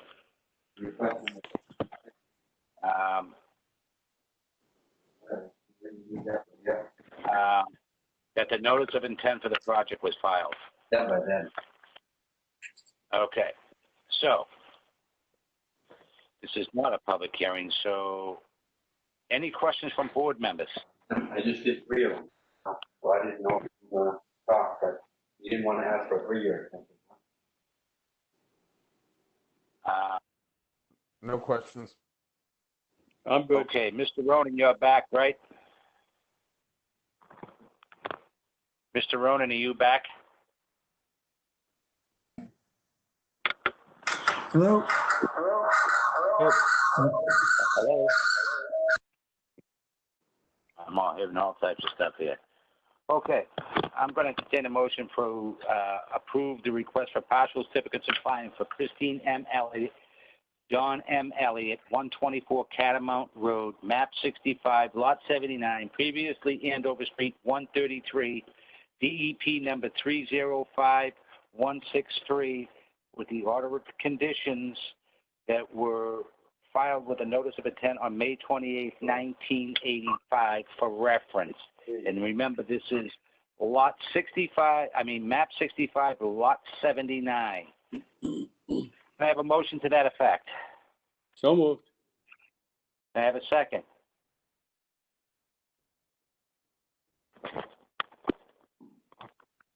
Can we have a second? Second. Okay. Mr. Ronan, how do you vote? Aye. Mr. McMullen, how do you vote? Aye. Mr. Sheehan, how do you vote? Aye. Chair votes aye as well. Okay, moving on to the next item, which is a request for order of condition extension, Joseph Andela, 111 Pond Street, map 31, lot 2, DEP 305-1028. Homeowner is requesting a 1-year extension to the order of condition. Stefania, any issues? No, I don't have any issues. Most of the work is done. There's just site work that they're still working on. Okay, the 1 year, and when does it expire? The original expires July 24th. July 24th. All right. Is there anyone here for this?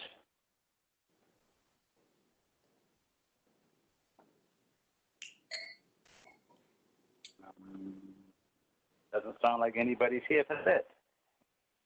All right. It's not a public hearing, so I'll entertain a motion to approve the extension for the order of conditions for Joseph Andela, 111 Pond Street, map 31, lot 2, DEP number 305-1028, to July 24th, 2021. Can I have a motion to that effect? So moved. Have a second. Second. Mr. Ronan, how do you vote? Aye. Mr. McMillan, how do you vote? Aye. Mr. Sheehan, how do you vote? Aye. Chair votes aye as well. That's the end of that one. Next on the agenda is item T, emergency certification ratification, Diva Solutions. 333 Main Street. We have S Yeah. before. What's that? Item S. Item S? An item S. Wait a minute. Oh, there we go. Item S. Oh, Wetlands Protection Fund Request, MACC Annual Dues Fiscal Year 2021. Okay, the summary is $696 plus $60 for the staff, $756. And there's an invoice enclosed for $756. Board members, any questions? No questions. No questions. Okay. I'll entertain a motion to approve $800 for the Wetlands Protection Fund request, MACC annual dues, fiscal year 2021. Can I have a motion to that effect? So moved. Have a second. Second. Mr. Ronan, how do you vote? Aye. Mr. McMullen, how do you vote? Aye. Mr. Sheehan, how do you vote? Aye. Chair votes aye as well. I might have been $4 short. Just in case we have to, the reason I added the extra $50 was just in case we have a new member or something come on. And I wanted to make sure that we had the funds there for that. Okay, item P. Is that where we're on now, Stefania, item P? Yeah. Okay, emergency certification at Diva Solutions, 333 Main Street, map 10, lot 72. Fill us in. There was a beaver deceiver device that was installed in the large wetland in back of Walmart, and it needs to be replaced, and they need to lower the water level because it's causing flooding into the abutting properties. So this was issued for that. Okay, I don't have a problem with that. Board members, any issues? No. All right. All right. I'll entertain a motion to ratify the emergency certification for Diva Solutions, 333 Main Street, map 10, lot 72. Can I have a motion to that effect? So moved. Can I have a second? Second. Mr. Ronan, how do you vote? Aye. Mr. McMullen, how do you vote? Aye. Mr. Sheehan, how do you vote? Aye. Chair votes aye as well. That's the end of that one. So next on the agenda is it the Palmer Estates? I lost my agenda here. Yes. It is. Fill us in. All right. So I sent out kind of a summary today, but I'll go through a little bit. So I get a lot of calls about kind of clarification on what can be done in this development, specifically due to it being surrounded by wetlands. So I provided you some pictures, and I also kind of included the map so that you could just kind of take a look at where I'm looking. So let's just look. Just to kind of give a summary, so at some point they were told that they're not allowed to trim back the vegetation in the back of the units because of the wetlands. So they are kind of looking for clarification on what they're allowed to do, and if the Conservation Commission would require a permit for them to trim back some of the landscaping and the vegetation that abuts the wetland. So the specific area they brought me to, it was a line of trees that, they were planted at the time the development was constructed. Since no one has trimmed them back in years, the vegetation is kind of overgrowing. And the limbs are kind of overgrowing and blocking the sprinkler systems. So they're getting a lot of requests to trim back some of those lower branches because they're concerned that they may be a hazard to the residents that are back there. So these trees are kind of a few feet from the wetland. I know there's other spots in the development where the vegetation really just kind of abuts the wetland, and it's in between the lawn and the wetland.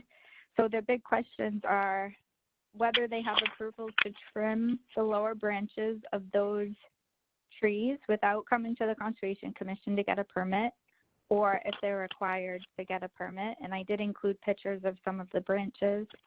And they're also wondering if they would need to receive a permit to routinely trim back overgrown vegetation between the lawn and the wetlands around the entire development, or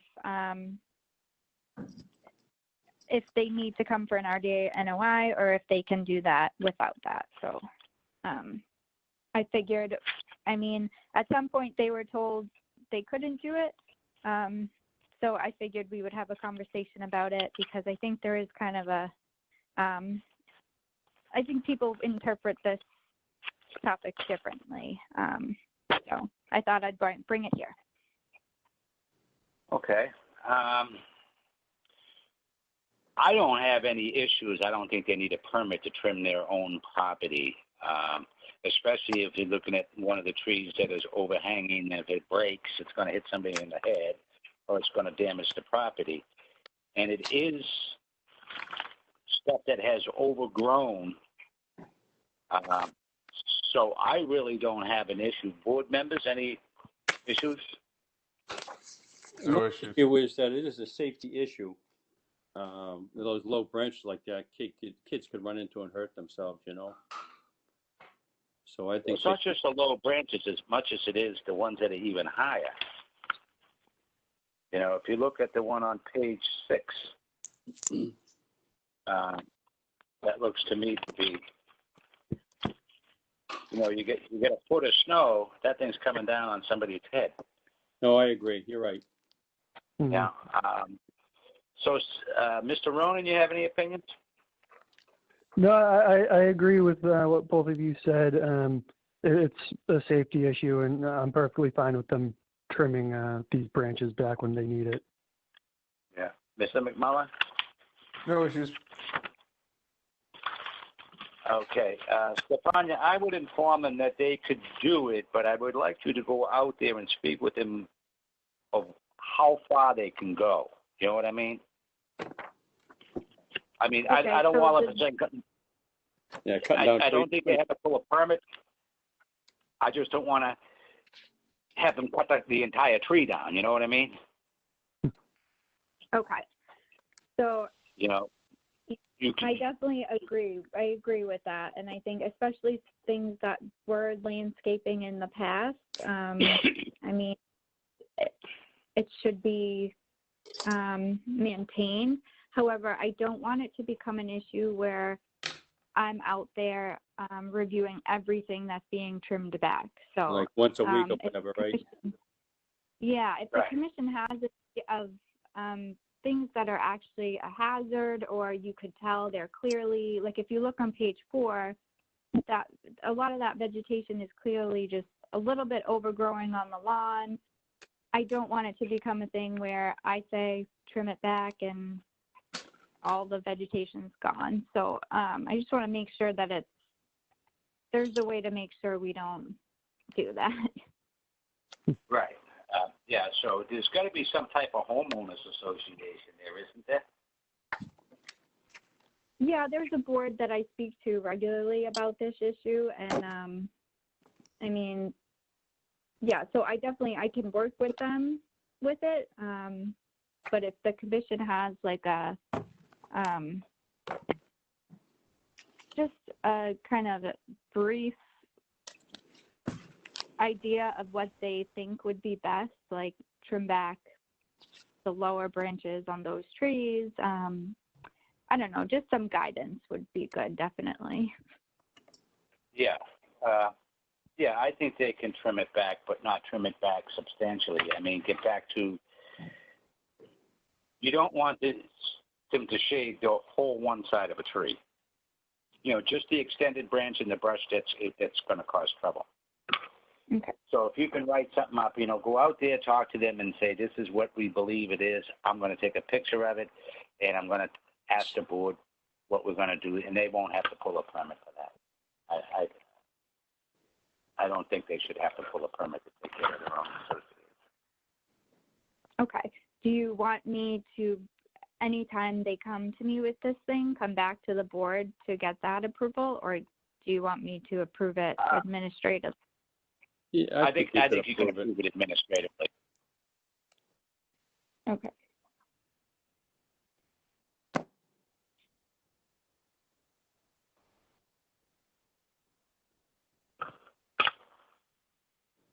Now I get my computer up. There you go. Oh, just in time. I know. You better make it quick. I'm running low on battery here. I know, I am too. All right, what's next on the agenda? I seem to have thrown my agenda away in a pile. Or is that it? Do we have any That new was business? the last thing. No, Okay. that was the only business. Okay, and we have any old business? No old business. Okay, I'll entertain a motion to adjourn. Motion to adjourn. Have a second. Second. Second. Okay, Mr. Ronan, how do you vote? Aye. Mr. Sheehan, how do you vote? Aye. Mr. McMullen, how do you vote? Aye. Chair votes aye as well, and I'll see you at the next meeting. And Stefania, can you make sure that they publicize the opening? What do you mean the opening? Since we only 4 members now. Oh, yes, the open member. Yeah, okay. Okay, and next meeting, if we don't have 5 members, we'll just do the reorg anyways. Okay. All right, We'll talk to you later. Thank you. All right, thanks. All right, bye. Bye.